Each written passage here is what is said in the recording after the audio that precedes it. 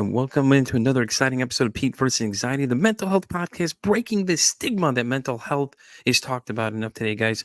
My guest is here today. She is in the back scenes right now. We're going to do a little different format this week. We're going to start off with just beautiful me right now. I'm going to do a couple of, run some commercials for the other shows here on the Oracle Talk Radio Network, since you guys love Pete vs. Anxiety. So let's go ahead and run through a few of these really quick. First up, we have In the Know with one of our founders, Jenny. In the Know with Jenny Nicasio, your home for pop culture and trending topics from all over the United States. All with commentary from your favorite host, Jenny Nicasio. Tune in Wednesdays at 11 a.m. Eastern, only on the Oracle Talk Radio Network. The Chasing Prophecy Radio Show, where we discuss everything and anything beyond the scope of normal. Hosted by Jenny Nicasio and Tom Conway. Chasing Prophecy is your premier destination for all things paranormal. Tune in. Bookish Podcast, hosted by Emma Saylor, is a unique look at all things literature and is your radio book club. Read along as Emma takes us through discussions of her books of the month, and you can chime in and give your feedback as well. Tune in Tuesdays at 3:30 p.m., only on the Oracle Talk Radio Network. The Mystic Whispers Podcast, hosted by the psychic seer herself, Nicole Gaspard. Each week, Nicole shares her experiences and views, as well as interviews guests. Tune in Wednesdays at 10 p.m. Eastern, 7 p.m. Pacific, only on the Oracle Talk Radio Network. I'm Mike. And I'm Richard. And together, we are the Stay Off My Lawn Show and Podcast. And together we tackle the important political issues from the week. We'll also have smart and maybe not so smart audio clips from our elected officials. And have way too much fun in the process. So tune in to Stay Off My Lawn every Thursday at 5 p.m. Eastern. Right here on the Oracle Talk Radio Network. All right, guys, let's welcome my guest this week, the international bestseller Melissa Kim Corter. How you doing today, Melissa? Hey, Pete, I'm doing great. Thanks for having me again. Definitely. And by the way, guys, in case you don't know, and the audio hasn't come out yet, me and Melissa have sat down before. This is actually a second engagement for us. The first time we talked on shadow working and stuff like that. I think this week we decided narcissism, right? Because that was listed on your sheet over there. Yeah. So well, it's great to see you, though. How's everything going? Good. It's been an interesting whirlwind of a weekend, and I'm just glad to be sitting in this seat. Right. Well, it's great to have you. Like I said, this is since the last time we talked, I am almost double booked to the end of the year for at 10 a.m. and then starting next week, I do a 3 p.m. show as well. Nice. So I was like, man, this is awesome. It's taking off quick. Good for you. That's fantastic. I mean, what you're doing is amazing. Yes, so definitely. Needed. This is great. Last week we had a woman who was telling us what it was like to be dead for 5 minutes. I was like, oh my gosh. Okay, we didn't see that coming. Right? Oh my God. That's the great thing, right? About these organic conversations. You know what I'm saying? Yeah. Because the sheets are, like the sheet I sent you, you've seen it. It's just basic information. But she was like, yeah, well, I was dead for 5 minutes. I'm like, oh, okay. Well, do tell. Maybe let's talk about that. Yeah. Oh, she did. She went into great detail. There's a lot of stuff she didn't have on the sheet originally when we were talking. And I was just like, what the hell? I'm like, whoa, okay. Guys, this week, my Tuesday drop was going to be the pre-recorded interview with someone that was actually involved in the Columbine shooting. She was actually a victim. She was in the actual library with somebody. And from what I can guess, she's about 5-6 feet away from them that she could see them. So that was intense too. I was talking to her and it was like, she was like, yeah, I was like a few feet away from him. Like, what? Wow. So like I didn't even expect that part either, because what she said she had something to do with it, but didn't say exactly what it was. But then when she got in air, she was like, well, I was so close I could see the whites of the guy's eyes. I'm like, huh? Gosh, stories are incredible. You just never know, right? What somebody's been through or what their experience is until you give them an opportunity. Exactly.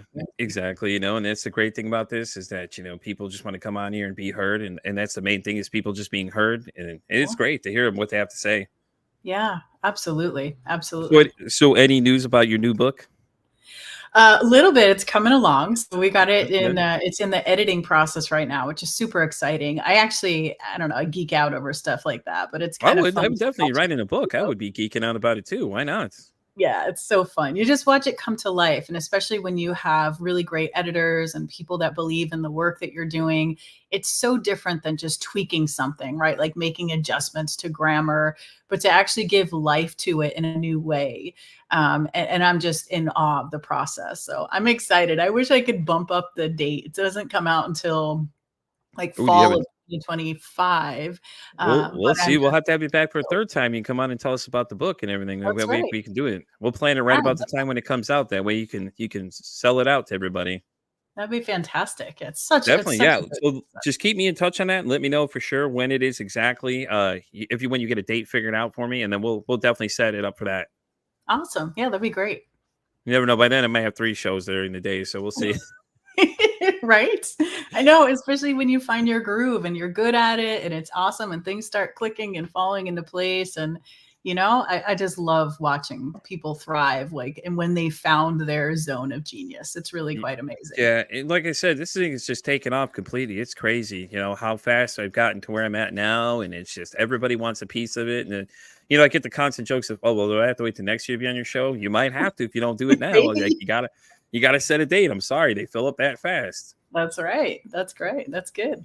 So, narcissism now. Okay, so I know that was the topic we picked this week. Do you want to give everybody a little idea of how you identify one, like personality traits, things like that?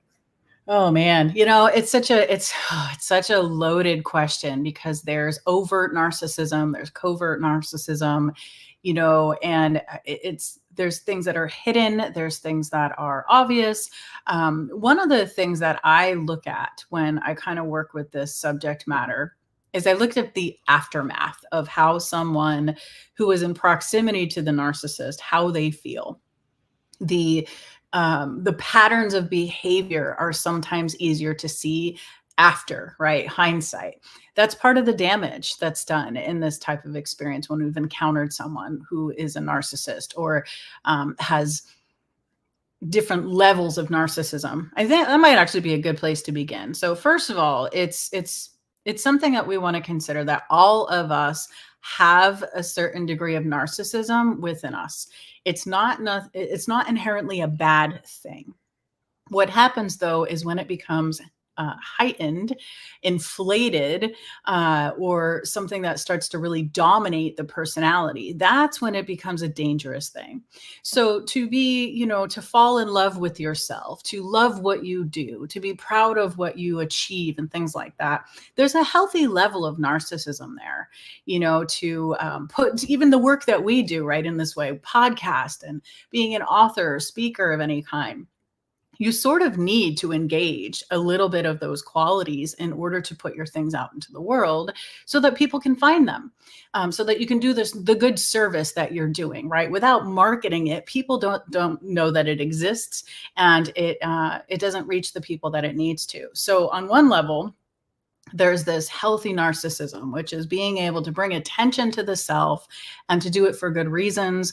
And every now and then we just want to check ourselves to see, okay, am I getting a little bit too inflated? Meaning my ego is getting a bit bolstered and maybe I've lost touch with why I started to do the work, or, things like that. So we check in.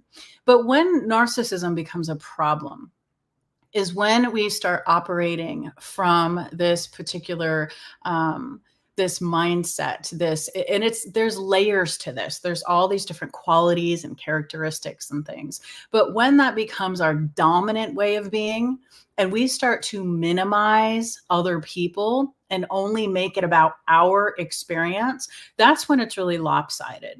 So some of the people who operate through this label of narcissism, they're going to be people who they don't necessarily value other people's opinions. They don't necessarily value others in general.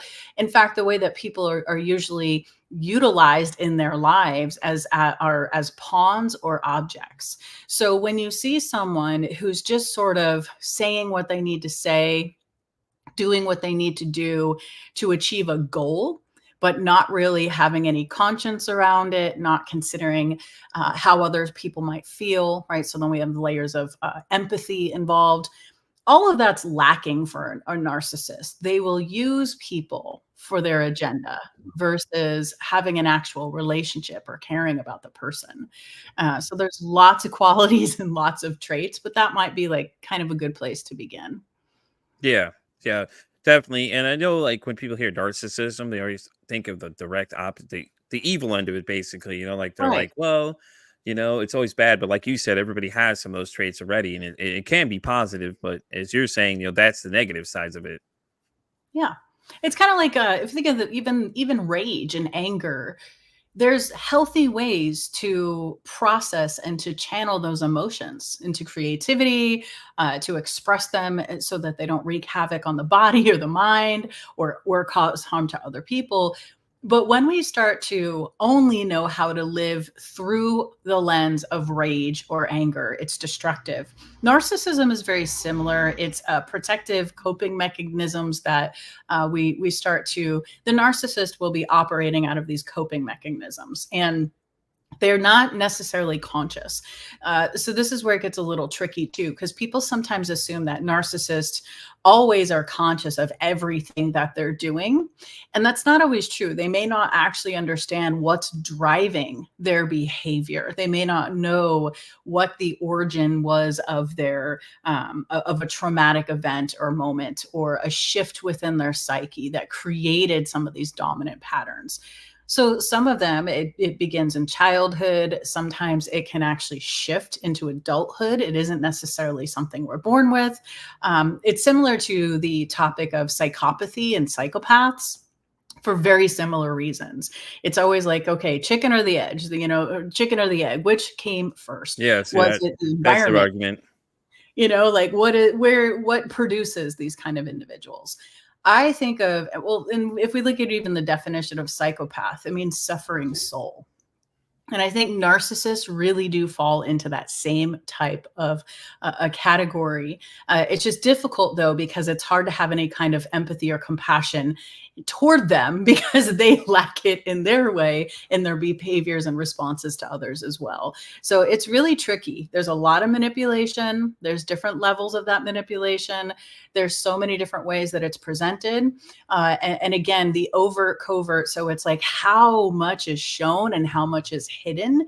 That's where it gets also really tricky for people to notice it, because these types of people can get away with this for long periods of time. And it's usually a situation, especially for more like the hidden type of this personality, they'll get away with this pattern and they will leave a wake of damage in their path. And so that's usually how there's been a psychopath or like a serious narcissist at hand, is that you're looking at the damage. You're looking at what was done. You're dealing with people who now have to sort of either rebuild their lives or have to heal from the abuse cycle, from just being in proximity to this person. So there are extremes for sure, but there can be just subtle traces of it too, where you might have someone who doesn't know how to have a relationship unless it's all about them, or friendship or some type of other interaction without it being oriented around how they're doing, their personality, their achievements. So there's all these different indicators, but I feel like the best is really trusting our instinct. If you listen to your intuition, it doesn't mean you're going to get it right. And it doesn't mean you're going to avoid falling into the trap of some of these Right. individuals, but you'll start to all of a sudden just feel like something is off here. This doesn't seem right. You might catch them in a lie. You might realize, like, wow, what they're demonstrating, what I'm seeing, which we see the persona. So this is where a lot of us are fooled, because the persona is the part of them. It's the mask we show to the world. It's the personality. We fall for that. And so what's happening is this whole other side is operating behind that persona, but we don't want to believe that what we're seeing isn't real. So they're very convincing. There's a lot of artificial charm that's used on their end. They can be the most charismatic people, which is what makes it even harder for us to go, there's something wrong with this person. Because usually there's a follow-up of everybody loves them. everybody gets along with them. Everybody just fawns over this individual. Yet behind the scenes, when we're dealing with a real narcissist, there will be people who are interacting with them who are catching the brunt of their behaviors behind closed doors. So it's a really difficult dynamic to be entangled in. Yeah, definitely. That's what it sounds like too, and it sounds like a lot of times they mask a lot of the things to hide them. I'm trying to think of a reference for that though, but yeah, that and a lot of you see a lot in a lot of these movies too, where like they're all nice, they put on a show, and then behind the scenes, it's instant flips of the switch, and it's all about me now, or Exactly. all that other kind of stuff you see a lot of times, and I think it's crazy because, like I said, like people find it in a negative way, but if as you say, we all have the same traits and things like that. What do you suggest people do if they run into someone that's a narcissist? Like I know a lot of people say, "Well, I'm stuck. I can't go anywhere. I have nothing. I don't know what to do." Is there a way they can actually, protect themselves in case they do run into one of these individuals? Because Yeah, a lot of people are easily manipulated for and are sure. easily sucked into things. Or those ones that have that quick attachment type thing, and stuff like that. Or you want to use the catchword of clingers. A lot of us used to joke about things that wedding crashers, and things like that. Absolutely. Yeah, it's so difficult, especially these days. I can't tell you the exact statistic. I don't have it in mind at the moment, but the likelihood that we're going to encounter these types of individuals is extremely high. At one point in time, it was something like, again, I don't have the exact number, so don't take it literally, but just an estimate would be something like 1 in 300 people or something like that. It was like Yeah. quite a gap. And now it's like 1 in 10 people. So that's kind of scary to think about, which means you're likely going to have them in your family. You might be married to one of them might be your children. So certainly it is difficult. It isn't something where we have this luxury to say, well, how do I get away or how do I steer clear? I think there's comfort in thinking like, okay, I'll run into somebody like this at the post office, or in a way in my life where maybe it's not so significant. But the truth is they're very deeply entwined, because our culture is also amplifying these qualities and these traits. So there is that parallel influence of the culture. And we are being sort of rewarded in Western culture specifically to be all about ourselves, to market ourselves, to put ourselves out there, to be the best, to be the star. And so, because there's so many behaviors that have been normalized, more so than 10, 15, 20 years ago, especially with the online world becoming what it's been and different social media platforms that are emerging, these are great things. There's nothing wrong with them, but they will amplify certain qualities within us. So that's sort of a piece of why there's so many more narcissists today than there was. It's kind of a joking sort of funny thing. It's like everybody's a narcissist these days, but in a way there's some truth to that, because there are more because of all of these different layers of influence. And one of the things that I feel is a great practice for people, because when you've really been impacted by a narcissist, if you're trying to break away or if you're trying to set some boundaries, it doesn't work the way it would with a normal individual who's not operating through that framework. Boundaries are triggering to them. The idea that you have something that you need to be instated is kind of like a joke to them. They think they're above the law. They think they're beyond boundaries and parameters. They don't think that typical things really apply to them. So it is difficult to set boundaries or start to say, okay, this is what I'm going to do, or this is how I'm going to communicate. What you really want to do is start by getting a sense of self. And I know this kind of sounds a little funny, but really just reaffirming that you're not crazy. You're probably being gaslit on some level. You're not necessarily overanalyzing, overthinking, because a lot of people that are impacted by narcissists will feel that way. They because they're the ones that have that level of empathy engaged, the conscience that's engaged, they'll question themselves. They'll internalize a lot of the behaviors and go, what am I doing wrong? What's wrong with me that I feel this way? What's wrong with me that I'm, in this dynamic with this person? And it's one of the ways that the mind is trying to cope with what's happening, because it can be very disorienting depending on their level of manipulation. It's extremely disorienting, and it starts to really chip away at your self-esteem and your confidence. So the first thing is to really start working on that in your way, privately, internally. I have clients that I've recommended just start journaling. Start putting things in there about what you're noticing, what you're tracking, what you're aware of, because it's so easy if you have a narcissist in your life and they're a very strong presence in your life, like on a regular basis, you're going to need to build up your confidence, because otherwise their energy and presence is really going to it's going to overpower the situation. So journaling, reminding yourself that you're doing the right thing, that you're just trying to find the right communication pattern, that's a place to begin. Because again, it'll chip away at your confidence, your self-esteem. You'll question yourself. You'll do all the things they're not doing. Yeah. Okay. So when you say question yourself, I know that comes associated with gaslighting a lot. Do you want to give them a definition of what that actually is? Sure. So gaslighting, first of all, is when, let's say something happens, you observe someone's behavior clear as day. Let's say you're watching someone freak out on someone in the grocery store. Okay. And then you walk out of the grocery store with that person and you're like, wow, that was really intense. What's going on there? Right. Or whatever reaction you might have. That person, when someone is like a master manipulator and they use gaslighting as a tactic, they will take the circumstance and turn it around. They'll minimize it. They'll try to act like it didn't happen the way that you recall it.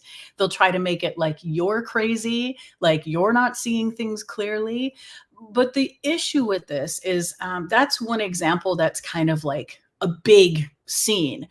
But this can happen on a smaller scale with just day-to-day things where it's like, I told you that I have this appointment at 2 p.m. and that you told them, and yet they will be adamant that you didn't tell them. How dare you accuse them of lying, or things like that. So it doesn't have to be this huge ordeal that happens. It can be these small things where they're just consistently over time trying to minimize your efforts, trying to make you at fault, trying to blame you. They don't take any responsibility for themselves. So gaslighting, it looks different for many people, but there's always lies, manipulation. There's always this way of kind of trying to change the scene or even alter your memory of what happened. And so from being on the receiving end of that, questioning yourself might be, oh, wow, well, am I overreacting? Did it play out the way that I remember it playing? Or am I crazy, like you said earlier? Yeah. I do remember that because my ex did that to me, and she kind of did something similar. I had those thoughts of like, I thought I was crazy. Like she's like, Right. oh no, you've met this person. No, I haven't. I remember everybody I've met. I've not met this person. Stuff like that, Great basically, right? example. That what you just said is a great example of how it could be kind of subtle, right? Yeah. It's like your life doesn't hinge on you meeting this person or not meeting this person. So it almost seems like this insignificant detail, but later when you reflect back, it's like, oh wow, there's those little hints along the way. It's like they're seeding things along the way. It's a great Yeah, example. basically. Yeah, that's what it feels like too, because they'll just start seeding the story and start trying to plant the idea that, oh, you've met this person, you know who this is. And I'm like, no, I don't. And then eventually you start questioning reality of like, am I really going crazy? Is it really just me that I haven't met this person, or that I've met this person I don't remember? And then you start questioning it, basically. So, basically what you just said, just give people an idea that I've dealt with it before. It's exactly what she's saying is exactly how it goes. Like, and Yeah. you don't even notice it at first unless you start picking up on the little subtle things of, where they start kind of sewing it in there a little bit to you that, oh no, you remember I told you about this. And I'm like, oh no. And I think now that's what I do. Now I get a little upset easier is when someone I feel like somebody's trying to do that when I know it's Yeah. really not the case. it'll be a trigger thing for me. I'll just start getting really upset easily, but then I got to rethink about it really fast. I'm like, wait, no, this is not the same scenario, or what did they call it? What did they say? Like Vietnam flashbacks, what my wife likes to say. So she's like Vietnam flashbacks kind of thing, which I mean makes sense though, because she's not wrong, because certain things will trigger you to remember those kind of feelings you had when you had dealt with those kind of things, and it's just like it's crazy, but I mean it happens. Thankfully I got out when I did, but it was like I didn't see it, but everyone else saw it, and everybody else was trying to get to me and tell me, hey man, there's something wrong about this, but you're so Right. hyper focused that you don't want to believe anything that anyone's saying, because it's like, oh no, y'all are crazy, you're all crazy, like Yeah. that. And then she had the ability to manipulate really good, and then she tried turning me against everybody, and I started to turn against everybody, and then I had a couple friends eventually break through and tell me, hey man, this is what's going on, you need to pay attention to these details. And then little by little they pulled me back out of it. Thankfully they pulled me back out of it, because I was going down a bad hole. I was going down the proverbial rabbit hole. So but yeah, I can relate to all that. It's like, oh, it Yeah. felt surreal when you started saying that. I was like, oh god, yep, she's not wrong. Yeah, it's really difficult, right? It's like I was saying, hindsight, it's easier to see the pieces of things, and that's the most challenging, I think, for some of the people that are victimized by this behavior, by this pattern, by this personality disorder. Because there's, some people that actually have the personality disorder. Some of them have been diagnosed, some of them have not. Some of them just have these qualities that emerge with their various triggers. But it is difficult because of that questioning self. And the thing that is important to keep in mind too is that's something they do. They exploit the weaknesses, or Hmm. perceived weaknesses. I don't believe they're weaknesses, but they exploit what the narcissist would perceive as a weakness in the victim, in the individual. Yeah, So and if they, not to cut you off though, but yeah, it's kind of like picking at little scabs, really, if you really want to give it a real idea, because they're kind of just picking at things, trying yeah, to see what they can get you to react to, and then that's when they just dig in on that part of it. Would that not be yeah, a they good know. example too? Yeah, absolutely. They know it. That's a great example because it's like it doesn't have to be just this one thing that just starts one day. It usually is over time. They'll get to know you. They'll also act like they're your greatest ally, supporter, friend. They'll be very charming. They'll build you up, but then they will also simultaneously find ways to tear you down. It may not be direct, and it can be quite unconscious or hidden, but there's something to that as well, which makes the bond with those individuals really difficult to break. But the exploiting the weaknesses or these different blind spots that we have is critical to understanding this, because these aren't things that we can outsmart ourselves through. I can't even tell you the amount of people that I have dealt with that are like these high achieving, amazing people doing the coolest stuff, like just amazing, wonderful individuals, really intelligent, affluent, and it has nothing to do with anything when it comes down to being victimized by a narcissist. It doesn't matter how smart you are. There's nothing you can do to stop yourself from falling into the trap of their the different ruses they have. But what you Yeah, can do is you can catch that sooner and sooner and sooner and sooner. You can avoid, I don't want to say you can avoid every circumstance, but I do think there's moments you'll be able to avoid certain ones by just trusting your instinct and going, something feels off here. I'm going to wait till I'm by myself to make a decision. That's another piece of advice I give people is like, if you're with a narcissist or around them or they're a family member, they often want to pull you into their drama. They want to pull you into whatever narrative or story is going on. And one of the best things you can do is get by yourself to get clear, to see how you feel, because there's also a relationship between highly sensitive people, who sometimes identify as empathic individuals, where they're just really attuned to people's emotions and emotional states, and they're sensitive, but that sensitivity can feel like a burden until it becomes a blessing. But the narcissist is the one that's actually exploiting that dynamic. So they look for sensitive people. They will they'll look for people who have a huge heart or compassionate, kind, because they know there's more giving there. There's more they can take from that type of personality. They'll look for people who are more agreeable because they can get away with more. So it's not about like, don't be kind, don't have a huge heart, don't be sensitive. Those are all Right. gifts, right? There's actually jealousy that comes from the narcissist because they don't have those things. They feel very separate from who they are.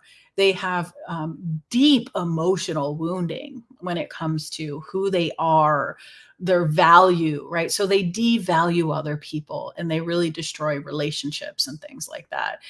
But you can really come back to, what do I feel like when I'm alone? What decision would I make? Here I am alone, sitting, thinking about this, kind of tuning in to whatever the situation is. How would I respond to this? Because when you're with the person and you're sensitive, you may misidentify what you want, what you think, what you feel for theirs, because they're the dominant personality in that situation. So the other thing is, first, like I said, journaling, getting to really be clear on the details and the facts and writing it out. So later you can look in your journal and go, okay, I wasn't making this up. I'm not exaggerating, right? And then the next thing is time alone and making decisions, especially big decisions that involve these individuals, because if they're after money, if they're after resources or something else, that can really be quite tragic for the person that is fooled by them. So if you practice this, let me think about that, or let me sit with it. Anybody that doesn't want to give you time to make a decision, or anyone that doesn't feel like you are worthy to have some time to sit on something or make a decision about it, that's a huge red flag. They're trying to pressure, maybe on some level. They're trying to force you to quickly decide something for their benefit. So that's another thing, is decision making.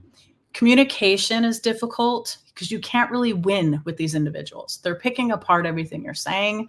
They're waiting for you to say certain things so they can turn it against you. They're going to find fault with whatever it is that you say. They're going to turn it around. There's no winning. And I don't think the goal is to win. I think the goal is to disengage as much as you possibly can, observe as much as you can, and try to have the least amount of interaction so that you can really be methodical and slow in your responses. And that's difficult to do when you feel pressure, if they're intense, if they're loud, or have a very booming presence.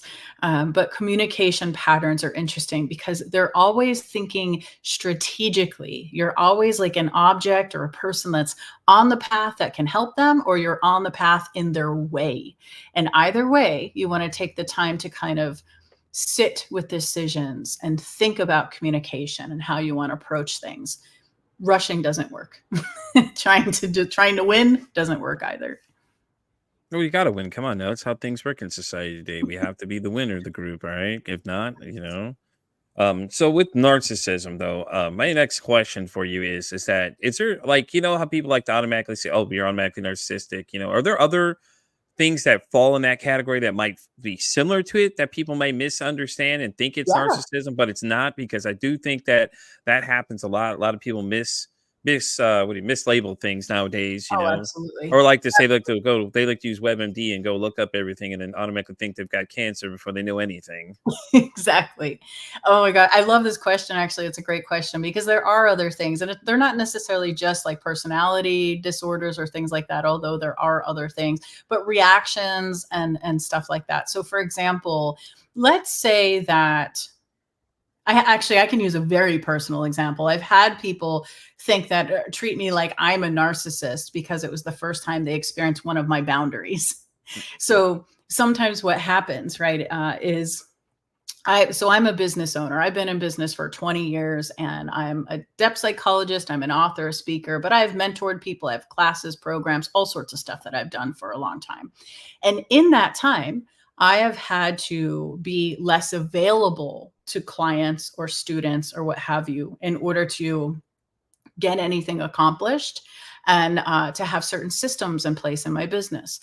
So one example of how this kind of can be misperceived is all of a sudden when I started to have my assistant help out and answer my Facebook Messenger or respond to emails, you would have thought that people were just like that I committed the most horrific act the way that they started to act. Like, what do you mean Melissa's not answering this?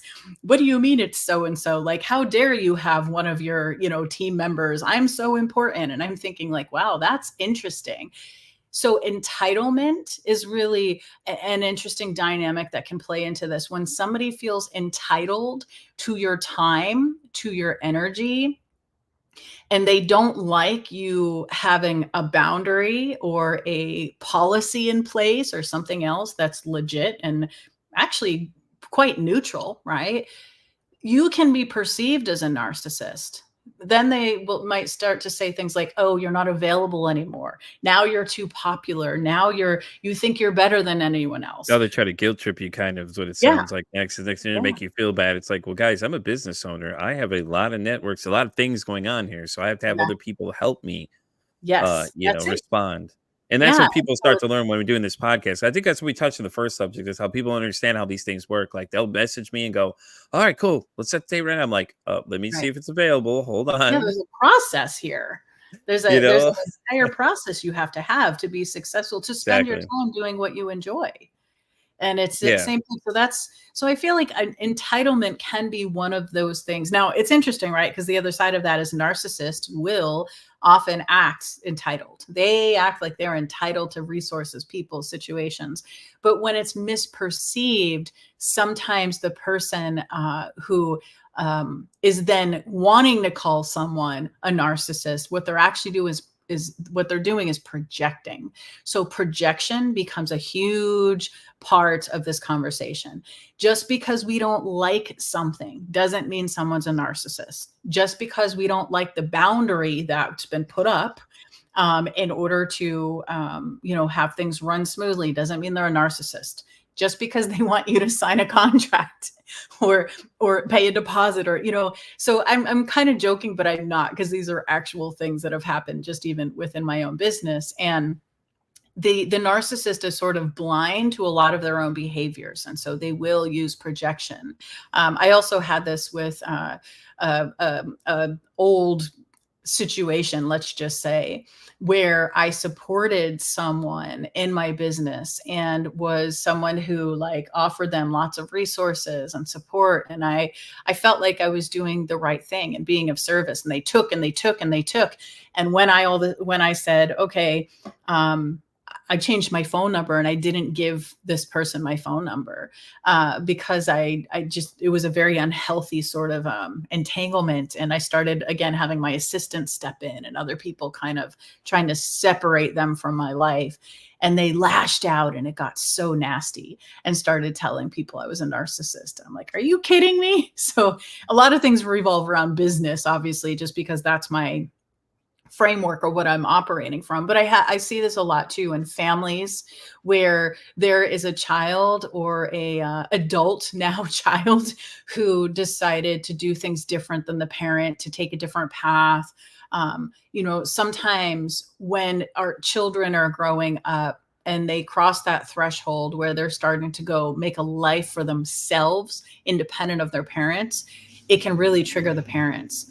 And we can see a lot of narcissism come out in that dynamic where the parents are like, how dare you? I've done this for you. You're not going to do it my way. And the child is just trying to like become an adult in this really difficult situation. And so I've actually watched the narcissist label someone who wasn't a narcissist as one and try to convince others that they were, because they didn't want to follow the same path. So I think, again, it's like an undertone of entitlement, but we have to really be mindful of what is activating us or triggering us. And instead of just automatically assuming someone's a narcissist, it would also suit us to kind of like sit with it a little bit and be like, what am I really reacting to? Am I overreacting? Am I upset? Am I angry? Because otherwise we've been watering that word down for quite some time, the word narcissist. And it's really damaging to people who are dealing with them, when it's just thrown around because somebody doesn't like a response that they were given. It's important for us also, just one other quick like fact on this. It's important for us to remember that how we show up in life, we are multidimensional people. We're showing so many different parts of our personalities to each other.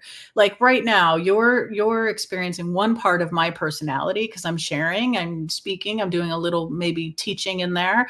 That's going to be very different than how I was this weekend hanging out celebrating my son's birthday. There's Yeah. different Yeah. parts of me that show up there. The same thing happens when we encounter people that are creating an opportunity for us to grow. So, like I had mentioned, setting a boundary, doing something different, there are going to be people who are, let's say, toxic. They don't have to be narcissists. They can just be toxic. It can just be an unhealthy situation. And you might be someone that just says, you know what, this is, I've just got to stop this. I've got to cut this off. I've got to distance myself from this person. They're toxic. It's unhealthy, whatever. And then because you've done that, they are only going to see that part of you. And so in their mind, you're a narcissist. You're this terrible person. Where really it's like you had to be the one to put an end to something that was unhealthy for both of you. So that's also important, is all this different, we're projecting all the time. And projection is basically where this ties into the shadow a little bit again, where it's like Mm-hmm. all the parts that our ego doesn't want to recognize within itself, it projects onto other people. And it can't see those parts within itself because it doesn't want to believe that it's capable of that. So when we are labeling people narcissists without really sitting with it, tuning in, gauging, am I just overreacting? Am I being a brat? Am I upset? We're not taking responsibility for our role or our place within a situation. And the best thing you can do is just check in with yourself, because often you'll find, like, you know what? I'm just really angry because maybe if you're in that situation where that person pulls away because it's toxic or it's whatever, that doesn't mean that people are bad. It means that the dynamic was unhealthy. But Yeah. sometimes we want to label that like bad, wrong, right? Because it doesn't feel good. And so it's so easy for us to slip into this wanting to label someone a certain way when really we're deeply hurt, maybe feel a little bit of shame or guilt somewhere in there too. And I feel that for a lot of people, when they're throwing around the term narcissist or misidentifying somebody else as a narcissist, they're actually really out of touch with their own feelings and are not necessarily clear that what they're doing is projecting. And that can cause a lot of harm too. Yeah, that makes sense. So, I mean, if you think about it, a lot of people do mislabel things or they take it the wrong direction. Like they get their feelings hurt if, somebody Yeah, pulls back and then it's you abandoned me, you left, exactly. this and that. No, I got away from this situation because it was Yeah. so bad that you're ruining my day-to-day life that I Yeah. can't handle being around this anymore. It's time to cut the head off the serpent, as they like to say. Yeah. And kind of move on with everything and stuff like that. And then it's, if children get involved, then it's the kids are used as a weapon against you too. And it's everything's weaponized, as I like to say, though, because they don't like the situation. So now they want to control the narrative, and we're all quick to judge these days of everything. And that's the whole reason, like I said, I did this whole podcast is for people to better understand that a lot of these things that people deal with are different than what you really think it is. Like, of course we all know what WebMD or Wikipedia tells us, but Wikipedia is not always the most exactly accurate thing, guys. And I forgot what the other one was. He was talking to a gentleman yesterday, Dr. Tim Blake. He was telling me about something else. He said, "Oh no, he mentioned another one, but I can't remember what it's exactly." But we were having a conversation about that, and he was like, "Yeah, Wikipedia is nice, but you need this other one." And I'm like, "Damn, I should get one of those, huh?" Yeah. And and to touch on your point about how people get upset because you don't answer them directly, it's like, guys, like, I think y'all need to understand that she does a lot more than one. As you just heard her say, she has many hats in this thing.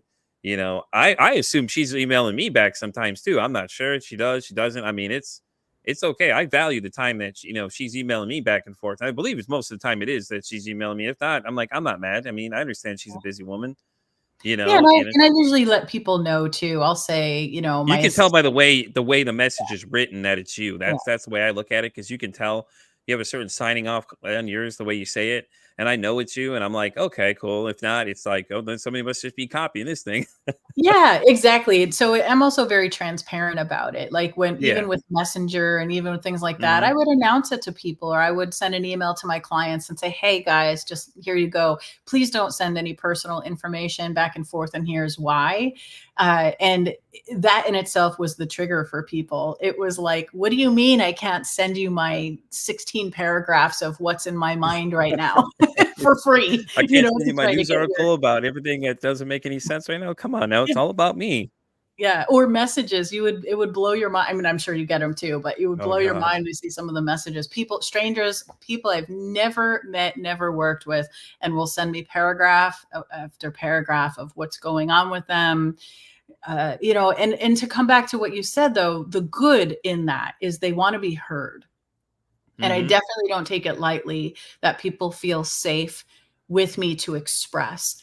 And because I have a compassionate heart and want to help as many people as I possibly can, I have to be mindful of not burning out, not draining Hmm. myself, and not running myself into the ground. So yeah, healthy boundaries.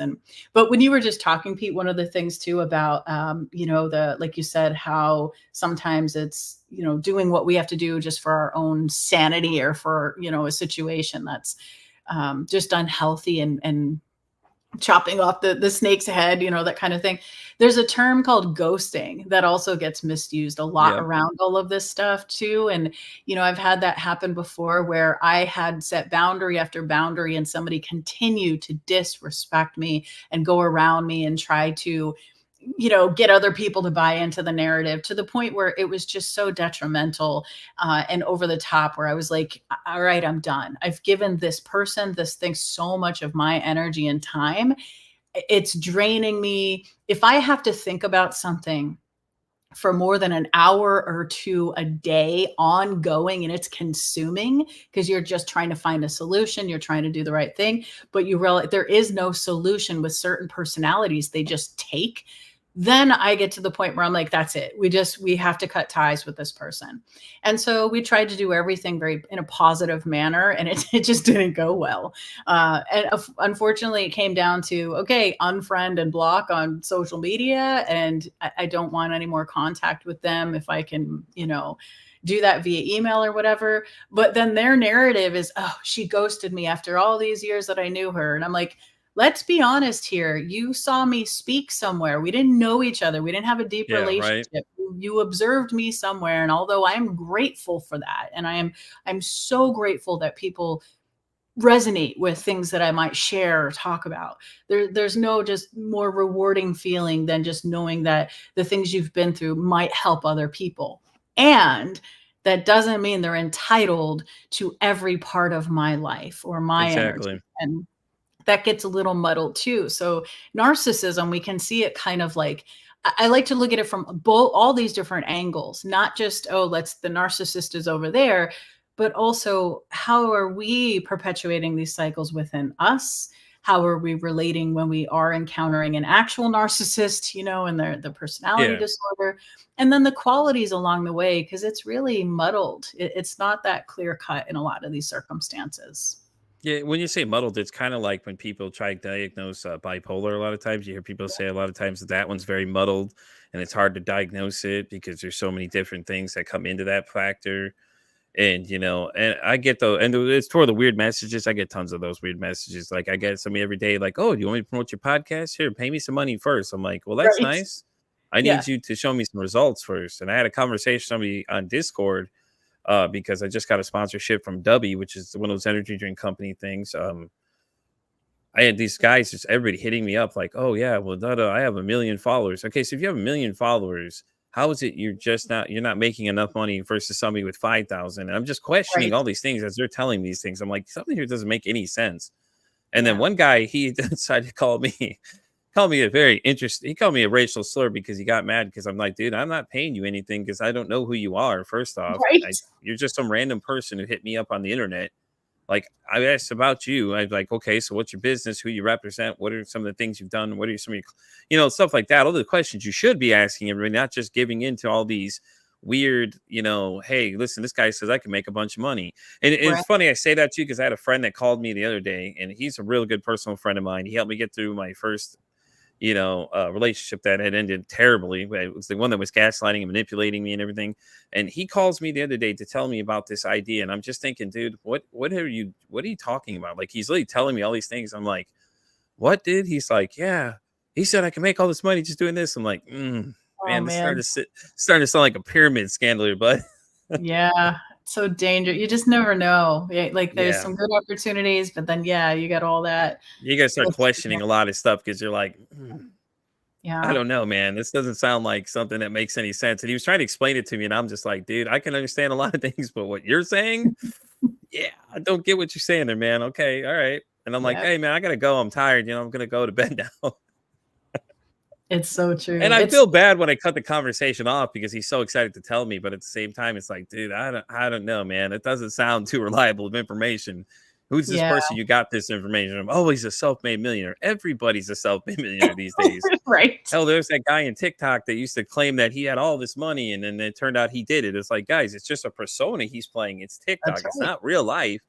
Yeah. He didn't even have his real name on there. He had a wholly fake name, and it's like, I think you don't understand the difference between a character versus somebody being themselves, kind of thing. That's it. It's like And social it's media crazy. perpetuates that. It allows people to be characters. That's And exactly lots what of it people is. attack people too. So remember that now, Yeah, because we used to have the phone back then. It was the only way you could reach somebody, or you had to see that's them in right. person. And now we Yeah. have these what do you call them? Keyboard warriors that get on there and say the most heinous things to people, and it's Oh, it's terrible. absolutely. I'm sure you It's deal with that all the time. all the time. I actually, it's kind of funny. I really don't mind that anymore. I just, of course, there was a time when it would just drive me a bit crazy. I really don't give it any more attention. Now it's just, I delete, I'll get met, whether it's messages or comments on stuff, I just delete it.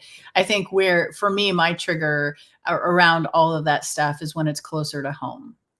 That's where, like, I can handle anything from strangers, but like if it's people I thought were my friends or family or something, and there's some like, oh, well, you think you know more than everyone, or whatever, whatever kind of Yeah, nonsense. yeah. It's No, I like, get you. not really. I've just decided, because there's this other dynamic that we're talking about here, which is like, when you're an entrepreneur, you're somebody that has chosen to make a business out of your gifts and your skills and your talents, that can really trigger people, because on one hand they may want to create something similar, on the other, though, they could be like, you're crazy, why don't you have a 9 to 5, why don't you have benefits and this pension and work for the state or or whatever it is, right? Whatever the thing is. And so it's kind of interesting how even just choosing to do the kind of work that we choose can activate people and bring out those qualities too. So yeah, that's something I've had to deal with quite a bit, is the like, who do you think you are? But not necessarily just from strangers. From them, it's like, I can handle that all day. I don't care. You have no bearing on my life, right? It's Yeah. like, I don't really, have, I really just could care less. But when it's closer to home, that's where my work has been. And just recognizing, this path isn't for everyone. And the people can care about you and still be triggered by the different things that are coming up. Sometimes they feel insecure. Sometimes they feel inadequate. Sometimes you said the word assumption, like Hmm. there's a lot of assumptions being made there. There's a lot of assumptions You know? that get made. I get Yeah. I get people at work that joke with me all the time. They're like, "Oh, you're famous." And I'm like, "Yeah, you can Google me now. I literally can tell you to Google me, and I'll show up on the Google engine. Trust me." And they're like, Yeah. "Oh, you're so this." I'm like, "Don't be jealous. You can't be on here." They're like, "Oh, I said I'd come do it." Okay, well, we'll get you on there. Don't worry. You might have to wait till next year because that's how fast spots are filling up. Yeah. And they're like, "Oh, you're so famous now." I'm like, "I didn't say I was famous, but okay, sure, why not? Why didn't you say that? Go ahead, guys. Why not?" I lucked out, honestly. I didn't, like I said, Oracle's the reason I'm here right now. Like I said, Tom was the guy originally reached out to me, and he just saw what I had to say, and he was like, "Hey, man, I like what you're going with. How about we give you a shot, and see where it goes from there." And he's made several other comments about how, like, I'm an ideal show host and things like that. And all I'm Nice. doing is just promoting the network because they're the ones that gave me this opportunity. I make sure to mention them in almost every post I can with anything related to the show, because without them, it's just, I wouldn't be sitting here right now, and I'm very grateful for it. I didn't think I'd be here a year later. I mean, like I said, I did my other one, and people are asking me about my other one. They're like, "Oh, how do you get ad monetization so fast?" I don't know. I'm not sure. I'm still learning Right. these things. I've only been doing this for about a year now. Actually, about a year yesterday, about a year now that I've been doing this, officially. And it's crazy because I didn't think I'd be sitting here now. Like I said, the last time we had a conversation, everything's changed since the last time we talked, and things like that, and all that stuff. And it's just been crazy. Now I've got a better schedule set up. I'm not trying to do so much. I do just like stick to 1 day a week. That's it. That's when I do all my stuff. And after that, everything else is done. And so when I get off here, then that's it. My day's over. I go and do something with my wife and everything. Cause these are usually I do this on my day off or whatever. So I'm trying to find the balance between everything. And that's the hardest part about it too. I have a friend, he's actually starting a podcast. It's funny you say that people want to do something similar to you. There's a friend of mine, he wants to do a podcast as well now because of me. He's like, yeah, I think I should start my own thing. I'm like, I think you should go for it, man. Give it a shot. You never know until you try. I mean, really, Right. you never know where it's going to go. He wants to do something similar to this. So I was Mhm. like, hey man, go for it. Why not give it a shot? See what happens. You never know. You might enjoy it a lot, So, shout out to Mr. Real on TikTok. He's starting his own podcast. I'll have more details. I'm actually trying to get him to come on and talk about it some more. So we'll see how it goes. And maybe I'll suggest you that go over there. If you're okay, I'll give you your contact Yeah. information to him and see what he thinks and let him see what you think about it and everything like that too. Because Yeah. I always try to suggest anybody that's been on the show or done these recordings with me and things like that. I always try to get more people on their shows and help them out and stuff. I'm all about supporting people, Yeah. and That's they the want to do it thing. too because I've been here, I've been there, I know what it's like, and trust Yeah. me, I'm learning things still. So I pass on the knowledge I have. And Yeah. I'm sure you get that a lot of times. People are like, "Oh, well, you're an international bestseller. I bet you think you're Yeah. better than us." No, No, I I don't. told I I told just people keep that when I met you working. the first time. I was like, "Man, I just talked to the coolest person ever." I said, "She's an international bestseller, dude, and you wouldn't even know it, man. She's just so easy to talk to, very friendly, real down to earth type of person." And I think that's what's they again is that a lot of people make those assumptions about people Yeah. and things like that just because you're this or that, you're not. And it's like, what is it, like Jelly Roll and them? They get attacked a lot too, but they're just the coolest people in the world because Right. they're very Just doing grateful what for where they they're at. do. That's it. There's so much gratitude. And I think that's the difficult thing with a lot of this is you can be such a grateful person and a hard worker and just be, things just come together in a certain way and it just activates people. They don't know what to do with it because it brings up their own stuff. Yeah. It's really, I mean, that's probably the biggest projection that I've seen in all of this work is the people who want to be your friend because they think that you have something that, to offer them, people that want what you have and think that because you have some type of success that you should give it to them. And Hmm. I'm just like you. I'm like, hey, if I align with someone or resonate with them, I'll be the biggest supporter. I'll be sharing their info, be like, hey, you got to meet this. I love connecting people and Definitely. collaborating but with discernment. And this work has taught me boundaries too. It's taught me that, there are some people that will just seek you out because of you being a pawn on their path to support them. And I'm not all about that. I've had a lot of people that have helped me in my life, in my business, and I'm so grateful for their presence and the way that they contributed to me taking steps and growing and healing from my own ordeals and things like that. Yeah. And at the same time, it's back to that entitlement. It's like, but we don't owe anybody anything just because you started a podcast, just because you're a bestseller, just because you sold 1 million of this or that, or just because whatever it might be, we owe people nothing. And the more that we can focus on the passion of the work, the more service I think that we inherently do. And that's the thing I think people are missing is like, there's a lot that we contribute to people in giving from that place of gratitude, of wanting other people to also succeed. It feels so good to watch people do good things. Like when you're talking about how far you've come in the podcast and the words, I'm just like, I am cheering you on. I'm like, yes, this is what it's all about because I really believe that we can all win.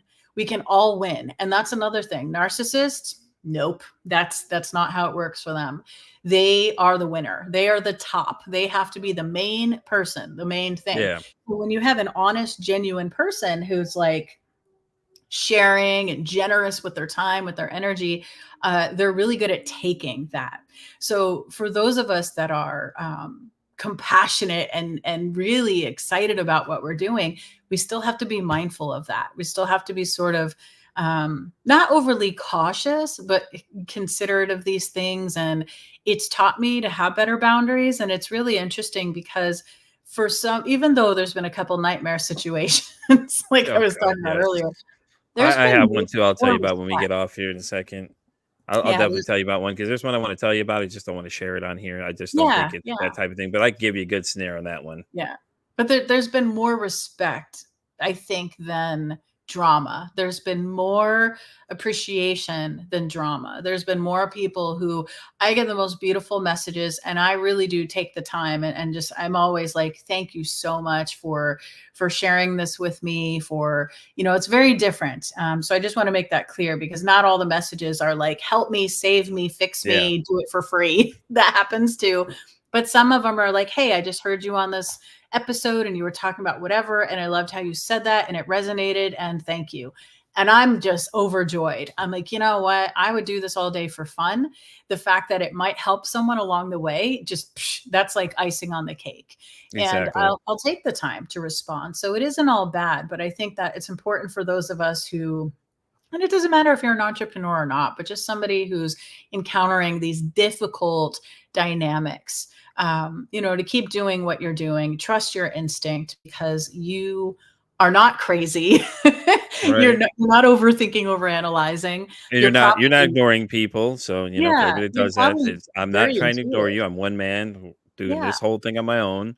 that's right. I'm That's starting to right. put pieces into place little by little. I do have somebody that edits my sound now. So that's why your episode hasn't come out yet because he's been cleaning it up for me. And it's actually somebody I work with. He gifted me a laptop. One of the Oh, people nice. gifted me a mic. The mic I'm using now I got gifted from somebody else. And a lot of this stuff I've just kind of been piecing together as I go and things like that. And shout out to my parents too, because my dad hooked me up with the arm for the thing and everything like that. So my sound quality is a lot better than the last time we talked because I remember I had an issue with the mic. It kept cutting in and out. And I was like, damn, I had to pull the plug of this thing and yank it and go. It's all growing pains, right? And Yeah. Oh, yeah, definitely. No, yeah. I agree totally. Because I told him when I sent over our original conversation, I was like, hey, man, just be ready for this. I said, it gets choppy in the beginning because I didn't know the settings of the mic. And when I did a little digging in, I found out some more things and, stuff like that. And now I'm using this one StreamYard now. I'm learning how to use this one now. This is kind of cool, actually, because I like things this I platform. can I do. use Yeah, it this for a one's lot really of things. cool because in my episode with Brandy Luke, I can actually post YouTube comments right below the name. And I did it when I was talking to the gentleman from Brian from Alive and Stone and stuff like that. We were just talking and there's a girl in the comments that was just constantly saying things. And so they'll pop up right here on the screen. So I'm still figuring a lot of this stuff out as I go. So it's Yeah, pretty cool. it's So awesome. as we get ready to wrap up, do you have any plans for a podcast? I have a podcast. Yeah. So I Oh, did do you? start I one. don't I think we did. talked about that one, huh? Yeah, I think it was new. I think it was really new. I don't Oh, think I was okay. pretty much focused, and I just kind of did a few episodes. So I've only got 2 episodes out. It's It's okay. nothing that, What's it called though? Because I'd like to follow it for sure. yeah. So it's on Spotify. It's called A Dose of Depth with Melissa Okay. Kim Porter. And Oh I yeah. talk about film forensics and fairy tales and all the different layers of psychology and the hidden parts of the mind, the dark side of the psyche. And I have a little rating for it. So it's like if there's one skull, it means it's pretty clean. Yeah. Probably not too dramatic. The more skulls, the more intense the content, the subject matter Oh, I'm might down be. for film. Listen, you You know me, know? I can quote film from our last conversation. I quote films all day, every day. My wife said I have the Yeah. uncanny ability to quote music albums on the spot too. She thought that was very Oh, impressive nice. of me. So definitely, if you ever wanted me to come on, we could talk film all day. I could talk Yeah, crazy films all especially day. I'm definitely down. like psychological thrillers and horror. Hmm. Those are the top Oh, genres I'm that definitely yes, yeah. I'm Oh yeah, hit interested me up in. for sure. Let me know. I'll Yeah, definitely be there without even a question. That'd be nice. awesome. I'd love to do that with you. That'd definitely be Yeah, fun to do. So, yeah, but yeah. everybody, go and follow her podcast. Like she said, man, check it out. She only got 2 episodes, but it's all right. You got more coming down the line. You never know. You Yeah, might see me on there eventually too. yeah, yeah. So, Once a did month you to start. you We'll have see. anything planned in the future? I know you have the book coming and everything like that. Is there anything else you got coming on? Any more appearances you're making? Oh, so many things are happening right now. Let's see. I'd probably say the biggest thing I have going on is in just a few weeks, I have this, it's like a fall related kind of thing. But it's actually a free challenge. So depending on when this episode comes out, you may or may not be able to hop in there. No, Uh, this one's actually live, and this one will be posted on the audio oh, version. This will be perfect. posted It's live. Thursday. So, Yeah, we are Awesome. 100% live right now. People can see this, and they'll be posted on my YouTube channel. The minute it ends, Oh, it stays sweet. there. Okay, cool. So yeah, so you guys can go to my website. I don't have the listing up just yet. It's getting worked on right now.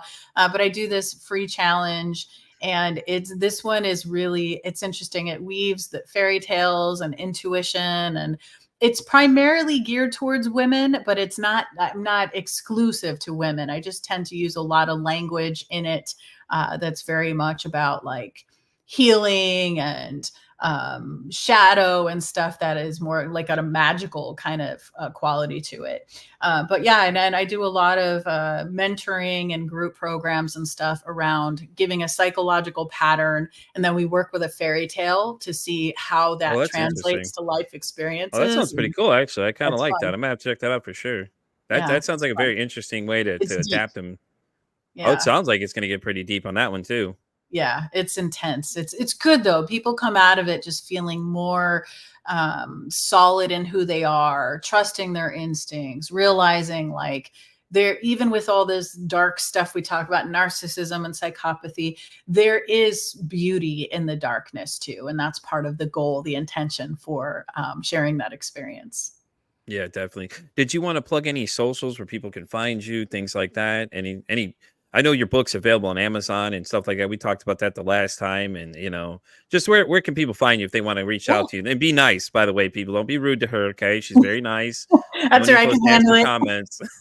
It's all good. You can go to my website, melissacorter.com, and that's really where everything is. And then the only other thing that I'm kind of pushing some traffic to, besides the podcast, The Dose of Depth, is my Substack blog. So I write about all this kind of stuff and share Oh, okay. articles on there, and that's called Hauntingly Beautiful Things. Yeah, you'll have to send me send me a link to that because I definitely want to check that out too. Because I'm always interested in learning new things and stuff like that. I've been looking at some psychology books, and Dr. Tim the other day told me, he said to basically focus on the things I want to know. So I Mhm. I just did that. I got little tabs out and everything in the book of different sections I can go through and read everything and educate myself a little more better on things like that. And I know we jokingly talked the last time. I was like, "Oh, you can always send me a signed copy," and you're like, "Yeah, oh, I can do that for sure." I was I'll like, I was telling totally do that. I'm gonna tell you right now. I told everybody about it. I was like, "Oh my god, guess what? This one I talked to said she's gonna send me a signed copy of it. I'm gonna I keep it and cherish totally it in my will. case." As Because soon as I off get to my away. left here, I have my case of just stuff. My wife has all her things in there. I have my stuff I cherish, my collectible stuff, my like very minimum now. I've kind of got past the hoarder stage a little bit with her help. I had to start purging things because I had too Nice. many and stuff like that. But guys, like I said, Melissa, it was great having you again. Definitely want to have you again for the third time when the book gets closer, or if I think of some other topic, we can come back and talk about it again. It's great having you as well. I'll definitely check out your podcast. Guys, you already know where to find me. Pete versus Anxiety Pod on the TikTok. I'm on Pete versus Anxiety on Instagram, and it's Pete underscore versus underscore anxiety. And it's with two N's, by the way, because I just did it, just a little play on words. And in case anybody looks at it, goes, "Well, you don't know how to spell." I know how to spell. I did it purposely to just throw people off. There's my Facebook group, the Peace versus Anxiety Facebook group. I usually post all my interviews that are going to be happening and things I got going on first there. Then I'll tell everybody else about it. It guys, like I said, it's like I always say, it's always great. And it's always, one kind act can always save somebody's life. What you just acknowledging somebody could save their life and make them feel great. Even saying hello to somebody, and it costs nothing to be kind to people, guys. Just remember that, as you said, and be nice to Melissa. Okay, stop sending her crazy messages, please. All right. She said she's tired of them. Dang it. All right. But anyways, guys, this has been I'm another just gonna exciting start episode, posting them. I'll start resharing right? them. You should technically really do it. Honestly, that would be a I think great I whole will. segment. Look at the interesting message I got today, guys. I think he's happy to see me. Oh my There's people god, that I get it. think that's Just gonna make a be my TikTok of YouTube. just that, just the Yeah, crazy things that people post to you. That there you go, right there. I'm gonna do that. So, anyways, guys, this has been another exciting episode of Pete versus Anxiety. Don't forget, next week I have a double header. I have Miss Tanya at 10 a.m. and then 3 o'clock I'll have Joel and Bree from TikTok coming to join me to talk what else mental health, guys. But anyways, until next time, y'all take care of yourself, Melissa. You have a great day. Thanks, Pete. You too, and thanks.